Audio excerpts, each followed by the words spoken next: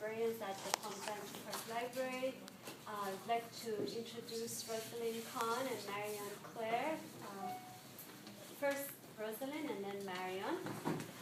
Rosalind has been an educator for the last 15 years, teaching public speaking and English as a second language in colleges and high schools throughout Southern California. Currently, she's teaching at Santa Monica College, LA City College, and LA High School. She's working on a book detailing her random acts of kindness called The 5 C's of Turning a Message into a Movement. She also wanted me to let you know that on Wednesday, September 4th, she will be on a radio show at 4:30 p.m. What is the radio station? It's Blog Radio. It's called Blog Radio, and the show is called Living Well Talk Radio. Okay. And so if you look that up on the web, Living Well Talk Radio on Blog Radio, you can hear me talking a half an hour about these incredible, amazing things I do with random acts of kindness. Okay. But her talk today is called Building a More Powerful Speech. And Marion was originally a TV comedy writer and co-creator of the Love Boat television series. She has been a speaker's coach and speechwriter for 15 years. Her e-newsletter, Speaking is Sexy, offering practical speaking tips, is available twice monthly on her website, which is marionclaire.com, along with her free report, 5 Magic Keys to Creating Any Speech. She's an experienced speechwriter, presents workshops, recovered agoraphobic. She has a unique understanding of the fear of performing in front of an audience. And her book, as you all know, is called Secrets of a Unique and Sexy Speaker. So, no further introduction. I'll turn the floor over to you. We flipped a coin. She won. So, I always say there's a method to the madness. So first of all, I want to thank each and every one of you for coming out. And let's go ahead and begin. How many of you here have ever been to an absolutely boring speech? You sat in the audience and the eyes began to close. You're not going to believe this. The last time I gave this speech, there's a guy sitting in the front who did precisely that, and I was like, you don't have to actuate what I actually said. It's really okay. So today, I want to make sure when you stand up and give a speech, that's not going to happen to you at all. No way. My name is Rosalind Kahn. The name of my business is called Coaching and Professional Speaking. How to master the message with passion and purpose. I'm your inner guide to helping you reach your highest potential. And today, what we're going to talk about is specifically how we go ahead and put that presentation together. Now there's 5 stages, just 5 of them. The first one is you got to tackle the fear. She mentioned the fear. I'm going to give you an introduction to the fear, and she's going to help you expand so that when you walk out of here, there's absolutely no fear anywhere part in your body at all. Secondly, we're going to talk about the inner voice. Because inside each and every one of our heads, there's the little voice that says, no, I can't. But yes, I can. No, I can't. How do we get control of that voice and let it know who is in charge? Now, the third one is my absolute favorite. It's called Converting the Passion. Preview.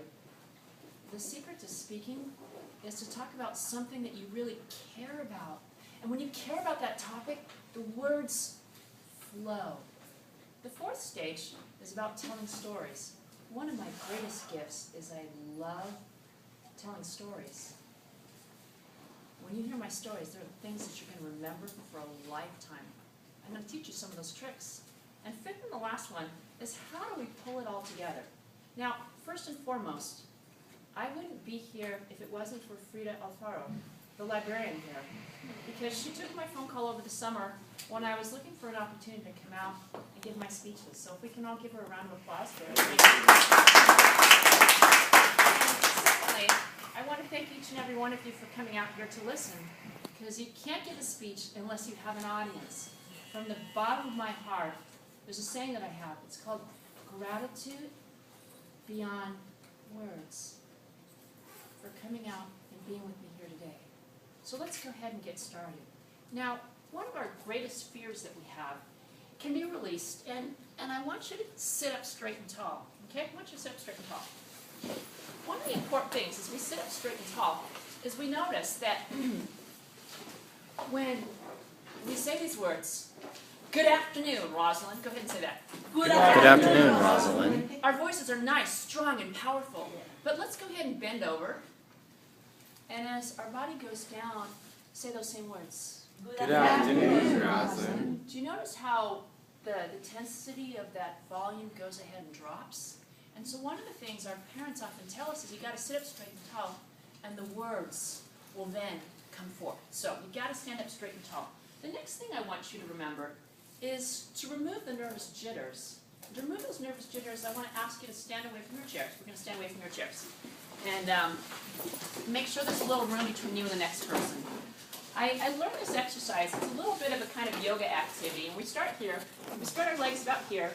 And we cross our arms, we inhale, and as we inhale, we go down, and we spread our arms, and then we exhale, and there's a huge smile that comes across our face, okay? Inhale, go down, and exhale. And again, one more.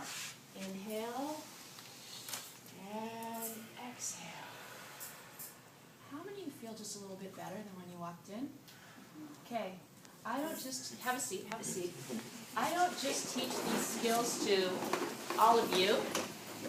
When I'm working with my corporate executive that I'm training to do this speech in front of 500 people in Las Vegas, I show them the same stuff. Don't you guys feel special? Yeah. So the first thing that we have is we've got to get rid of that nervous energy that we have. Now next we're going to go ahead, we're going to move into that internal voice. And that's the voice that all of us have. I don't know if I can do it. I don't know if I can make this happen. Did you know that public speaking is the #1 greatest fear? People would rather die than go ahead and stand up and give a speech. I mean, it's pretty go to the horrible. copier? So, Thank you. one of the things we have to do is we have to make a transformation. And we call it cognitive restructuring. What are we talking about when we talk about cognition? It's what part of the body? Mind, brain. It's part of the mind. Okay? And when we restructure something, what do? Change it. We change it. Okay, so we got to change the mind, and public speaking isn't really bad. I love to exercise. And when I get up in the morning, my greatest gift is looking outside and seeing the bright blue sky with the sun warming up the day. And it's such a beautiful thing when I go out and I'm running, is appreciating the day when it's quiet, it's peaceful. I can hear the birds singing. There's no noise. Doesn't that create a beautiful picture in your mind? So what I want you to do is I want you to think of something that's really calming and peaceful for you. And I want you to think of that. Standing up in public speaking is just like that thing that you really enjoy doing. And if every time when you get up to do that thing, you think of, it's just like getting up in the morning, seeing the blue sky, the sun rising, listening to the birds, and the absolute peacefulness in the air. How many would agree it shouldn't be that bad, right? Let me see a show of hands. Okay, so we've gotten rid of the nervous jitters. We've got the mind focused, and so the next thing we want to do is we've got to turn on the passion.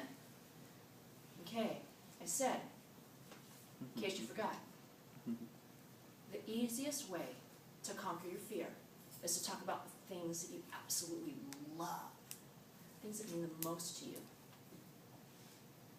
Do you remember when I talked about that blog radio and that show that was coming up about random acts of kindness? I'm going to give you a sneak preview about 3 stories from my 150 students over the last 8 months and what they went out and did. Now, there's a story about random acts of kindness, and the story goes like this. Every single person in this room is triggered to go out and do nice things for other people, you feel good, and the endorphins go off.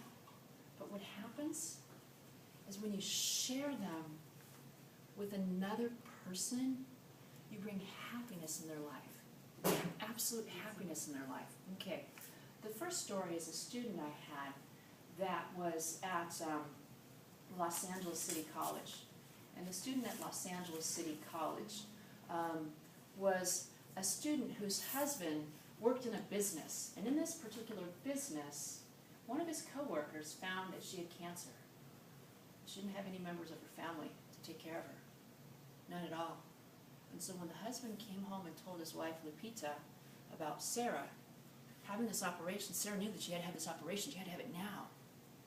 And when the operation was over, Lupita said, Sarah, you can come and stay in my house. Lupita was her caretaker. She made the meals that were required. She took care of her as if she was one person in her very own family. And the day that Sarah left, there were tears coming down her face as she expressed her joy and how happy she was that this lady had helped her out. This is a story that my student wrote. And she said, if it had been me, I would have done the absolute same thing for another person. It's because what you do for other people is you reach out and help them. I can see by looking in your face and your eyes that went straight to your heart. This is what I'm really passionate about. I'll take you over to Santa Monica. The story gets even better. The student's name is Maria. Maria's mother works at the church, and she said, "You got $10? We've got $10. Anybody have $10? Anybody have $10?" Just plain. Anybody got $10? We all got $10. And so the church was asking people. I'm not collecting. was going ahead and saying, if you could just help out a homeless family, we'd love for you to go ahead and give them $10. Well, my student Maria had actually worked with the kids, had actually played with the kids in an after-school program, and she had this bond of friendship. She's a college student. She took her whole month's paycheck of $500 and gave it to help these homeless people. Because I asked my students to go out and do these random acts of kindness. They're amazing. And there's this one lady. Her name is Nushka. Nushka is a lady who is visibly pregnant and the most dependable students I had. And there was a lady she used to work with who helped a disabled person, and she called her one day and she said, "I'd like to come over to your house. Is it okay if I bring you some soups? Is that all right?" She goes over to her house, and she's very disabled. She can't do anything, so she organizes all the papers and everything and gets them together. And as she's getting ready to leave, the lady says to her, "You know, I'm so glad that you came over to my house and you offered to help, because it's really hard and difficult to ask other people to go ahead and come by my house and to help me out to do these things. And I'm so grateful for these soups that you brought me." As my student walked out the door of her home, she began to cry. Why is it that we don't care for the handicapped? Why doesn't anybody care? And when she told these stories to the students in my class, it was amazing. It was absolutely amazing.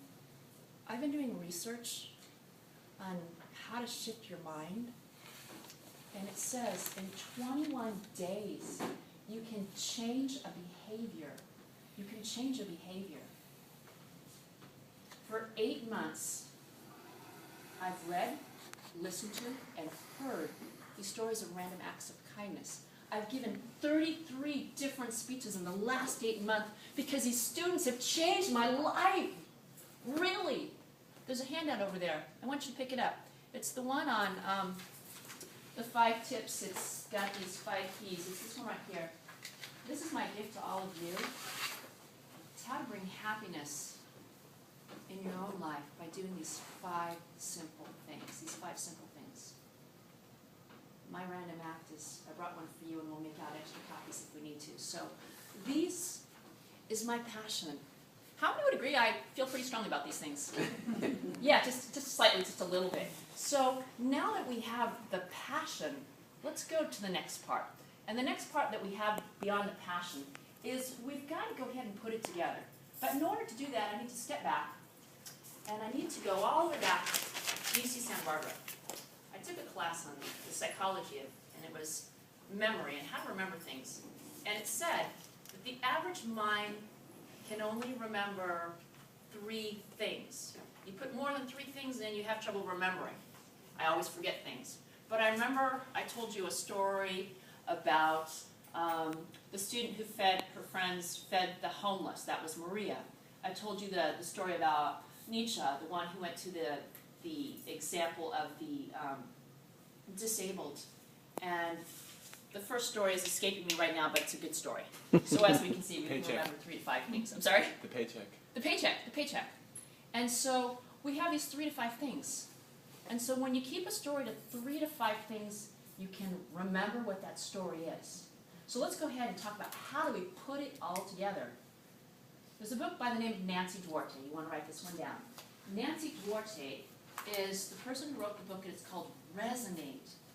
She is the person who went ahead and helped Al Gore move from his slide projector show to making global warming a worldwide phenomenon that absolutely everyone knows about, because he put it into pictures with stories and words that connected with people, that if we didn't do something right here and right now, look at where the world would be. Okay, let's take a step back. Did you know that part of the reason that we're having these really high temperatures, side effects, the world's getting warmer and warmer, we're absolutely seeing the dearth of the snow capsules from the ice that are going ahead and melting. Regardless of what those other people said, it is really, truly going ahead, and it's happening. And it's happening now. So she brought those things to life. And she said, when you put a story together, you have to introduce this likable character. You've got to introduce a likable character. When you introduce this likable character, everyone resonates with that person because they're so fun, they're so exciting, they're so dynamic. Now this likable character has not 1, not 2, but 3 problems in their life. And when they have these 3 problems, each of those problems has something that you can resolve, something you can figure out, and some way that you can go ahead and make it better. Some way that you can go ahead and make it better. She said if you look at the famous speeches throughout time, be it Martin Luther King, be it Steve Jobs, be it Ronald Reagan and the Challenger class, it all happens. Now the speech that I want to focus with you is my absolute favorite. And if there's one thing I want you to do, is I want you to go home and I want you to download Steve Jobs' commencement address. His commencement address. Because that's what we're talking about. And no matter how many times I watch that speech, it brings tears down my face because the message of what he says. Now, one of the stories he shares is about following the things that you like, following your interests. I read his biography, and the biography goes ahead and says that he was born in an adopted family. And one of the agreements the adopted parents made is this child will go to college. I don't care, no ands, ifs, or buts, he will go to college. Made sure he went to college. Well, Steve doesn't kind of like his college classrooms. And they really don't fit with him. So he drops out. But he still takes classes. And he still takes classes on the things that he likes. He takes things on things that he likes. Today we have the LA magazine, and it's kind of off the road. There was this magazine at the time that was kind of similar, and he liked the style, he liked the unique, he liked the viewpoint of it. So he went ahead and he modeled it after that particular deal. He took these classes on calligraphy, and he thought lettering was extremely important. Have any of you in here seen the recent movie by Steve Jobs? Because it goes ahead and plays out these stories. Anybody seen that? There's a new movie out by Steve Jobs, and you might want to check it out because it goes and it tells part of these stories. So he takes these calligraphy classes, and he's so obsessed with the lettering, he absolutely goes ahead and fires people because they won't give him the lettering that is so absolutely imperative to his speech, to his webpage, to his design that he's going ahead and doing. So he insists that lettering is really important. That was his first thing. The next thing he had was this absolute love of learning. And you can see throughout his life, through all these inventions and these different things that he did, there was this quest and this yearning for this different knowledge. And he says, wherever that takes you, you need to follow it. You need to go where it goes. And the third thing is, he said, you need to go ahead and connect the dots. You need to go ahead and connect the dots and see where they all go ahead and add up.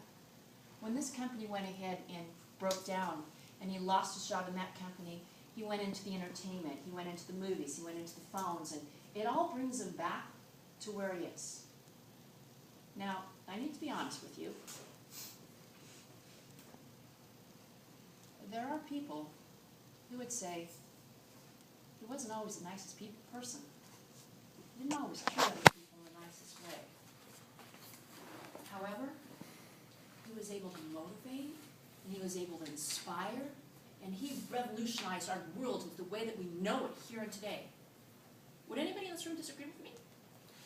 And so we see this likable character goes ahead and he tells these stories.